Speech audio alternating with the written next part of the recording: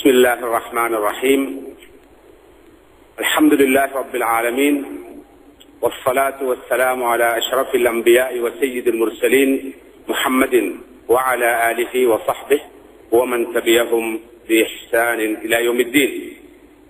மரியாதைக்குரிய உலமாக்களே, இந்த மஸ்ஜிதுடைய நிர்வாக சபை உறுப்பினர்களே, மதிப்புக்குரிய பெரியோர்களே, அன்புக்குரிய சகோதரர்களே, அஸ்ஸலாமு அலைக்கும் வரஹ்மத்துல்லாஹி வபரகாத்துஹு.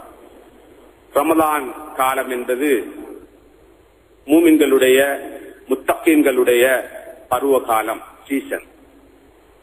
வியாபாரிகள் பண்டிகைகள், பெருநாட்கள், திருவிழாக்கள் நடைபெறுகின்ற காலங்களை பருவ காலங்களாக, சீசனாக கருதி இரவு பகலாக உழைப்பில் ஈடுபடுவார்கள், வியாபாரத்தில் ஈடுபடுவார்கள். வேளைக்கு உணவு கூட சாப்பிடாமல், ஓய்வெடுத்துக் கொள்ளாமல், இரவை கூட பகலாக்கி அவர்கள் பருவ காலத்திலே வியாபாரத்தில் ஈடுபடுவதை பார்க்கிறோம். உண்மையில் மூமின்களுடைய பருவ காலமாக, சீசனாக ரமலானுடைய காலம் விளங்குகின்றது. இந்த காலத்திலே மூமின்கள் இன்னொரு அமல்களில் ஈடுபட்டு, நற்காரியங்களில் ஈடுபட்டு நிறைய நன்மைகளை தேடிக்கொள்ளும் முனைப்போடு செயற்படுவார்கள். மதிப்புக்குரிய சகோதரர்களே, அல்லாஹுடைய நல்லடியார்களே, ரமலானுடைய நோன்பினுடைய பிரதானமான இலக்கு தக்வாவை எங்களில் வளர்ப்பதாகும். தக்வாவுடைய பிரதானமான குறிக்கோள்களில் ஒன்று நம்மை பக்குவப்படுத்தி, பண்படுத்தி, நெறிப்படுத்தி நல்ல மனிதர்களாக, பண்பாடுள்ள மனிதர்களாக, உயர்ந்த குணப்பண்புகளை கொண்ட மனிதர்களாக மாற்றுவதாகும். மதிப்புக்குரிய சகோதரர்களே, பெரியோர்களே, நாம் ஏற்று நம்புகின்ற இந்த மார்க்கத்தை பொறுத்தவரையில் இதன் ஒரு பக்கம் இபாதத், அடுத்த பக்கம் அஹ்லாக். ஒரு பக்கம் வணக்க வழிபாடுகள், மறுபக்கம் பண்பாடுகள், ஒழுக்கங்கள். அல் குர்ஆனை நாம் பார்க்கின்ற போதும், ஸல்லல்லாஹு அலைஹி வஸல்லம் அவர்களுடைய வழிகாட்டுதல்களை நாம் நோக்குகின்ற போதும் இந்த உண்மையை மிக தெளிவாக புரிந்து கொள்ள முடியும். உதாரணத்துக்கு சூரா அல் முஃமினூன் என்ற அத்தியாயத்தை எடுத்துக் கொள்ளுங்கள். அல்லாஹு தஆலா எப்படி இபாதத்துகளையும், அஹ்லாக்குகளையும், வணக்க வழிபாடுகளையும், பண்பாடுகளையும் மூமின்களுடைய சிறப்பு பண்புகளாக மாற்றி மாற்றி குறிப்பிடுகிறான் என்பதை பார்க்கலாம். அது அஃப்லஹல் முஃமினூன், மூமின்கள் வெற்றி பெற்று விட்டார்கள். யார் இந்த மூமின்கள்?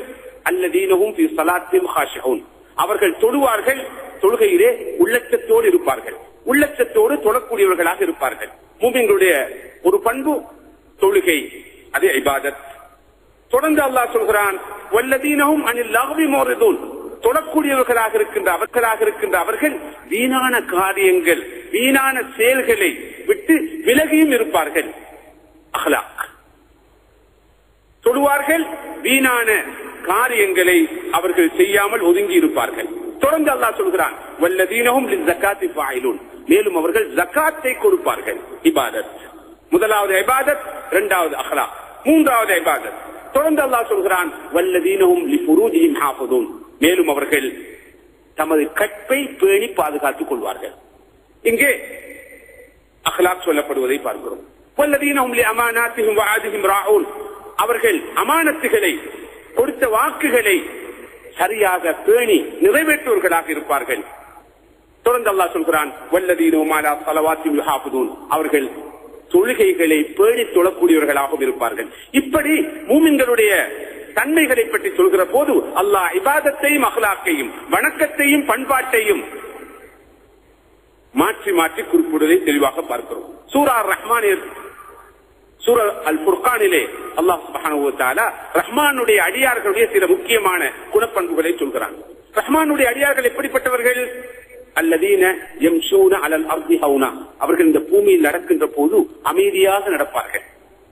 வைதா காத்தபஹுல் ஜாஹிலூன காலூ ஸலாமா, அவர்களோடு அறிவியனர்கள் தர்க்கிக்க முன்வந்தால், வாத பிரதிவாதம் செய்ய முன்வந்தால் சலாம் என்று சொல்லி அவர்கள் ஒதுங்கி சென்று விடுவார்கள். அஹ்லாக், பண்பாடு. வல்லதீன யபீதூன லிரப்பிஹிம் சுஜ்ஜதன் வ கியாமா, மனிதர்கள் எல்லோரும் தூக்கத்தில் இன்பம் கண்டு கொண்டிருக்கின்ற வேளையிலே இவர்கள் கண் விழித்து சுஜூதில் நின்று அல்லாஹ்வை வணங்கி வழிபட்டுக் கொண்டிருப்பார்கள். நிலையில் நின்று கியாமில் நின்று அல்லாஹ்வை இபாதத் செய்து கொண்டிருப்பார்கள். அக்லாக் அடுத்தது இபாதத். வல்லதீன யகூலூன ரப்பனா ஸிஃப் அன்னா அஸாப ஜஹன்னம். மேலும் அவர்கள் அல்லாஹ்வை விழித்து ரப்பே ரஹ்மானே நரக நெருப்பிலிருந்து எங்களை காப்பாற்றுவாயாக, நரக வேதனையிலிருந்து எங்களை விடுதலை செய்வாயாக, நரக வேதனையானது மிக மோசமானது, அது நிலையானது என்று அவர்கள் சொல்வார்கள். இபாதத். தொடர்ந்து அல்லாஹ் சொல்கிறான் வல்லதீன இதா அன்ஃபகு. மேலும் அவர்கள் செலவு செய்தால் லம் யுஸ்ரிஃபு வீண்வரியம் செய்யவும் மாட்டார்கள், வலம் யக்துரு கஞ்சத்தனத்தோடு நடந்து கொள்ளவும் மாட்டார்கள். வகான பைன ذلك قواما. இரண்டுக்கும் இடையில் ஒரு நடுநிலையான போக்கை கடைபிடிப்பார்கள். அல்லாஹ் சுப்ஹானஹு வ தஆலா அல் குர்ஆனிலே எப்படி இபாதத்தையும் அக்லாக்கையும் வணக்கத்தையும் பண்பாட்டையும் மாற்றி மாற்றி குறிப்பிடுகிறான் என்று நாம் பார்க்கிறோம். அல் குர்ஆன் நெடுகிலும் இதனை நீங்கள் பார்க்கலாம். எனவே இஸ்லாம் என்றால், தீன் என்றால் ஒரு பக்கம் இபாதத், மறுபக்கம் அக்லாக்.